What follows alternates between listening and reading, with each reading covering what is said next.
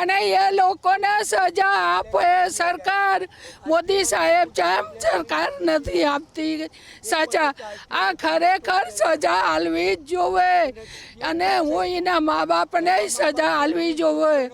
જે ગાડી હાલી એની સજા આલવી જ જોવે. અને રસ્તો મારે એટલો મારી છોડી પેતે જાય તોય મારી છોડીને એક્સિડન્ટ ઉપર ગાડી ફેરવી દીધી. એના આકરામાં આકરી સજા જોવે એટલે જોવે. એમને સખ્ત ને સખ્ત સજા થવી જોઈએ. એ 17 વર્ષના છે એટલે એમને ગવર્મેન્ટ છોડી દે છે. આ વસ્તુ કોઈ વ્યાજબી નથી. આવા ઘણા કેસીસ થતા રહેશે. આવો નિયમ કંઈક બદલો કે જેથી કરીને એને સખ્ત ને સખ્ત સજા થાય. આજે એ છૂટી જશે, કાલે ફરીથી બીજી દીકરીઓને ઉડાડશે કે કોઈ દીકરાને ઉડાડશે. રૂપિયા ગમે તેટલા હશે, આટલા ફોર્ચ્યુનર ગાડી લઈને જતો એટલે એની જોડે પૈસા ઢગલો હોય એટલે કોઈ બી છોકરાઓની મારી અને આ રીતનું કરે મને વ્યાજબી નથી લાગતું. તો પ્લીઝ બધા હેલ્પ કરો મારે. એટલે એના માટે કડક ને કડક સજા થવી જોઈએ.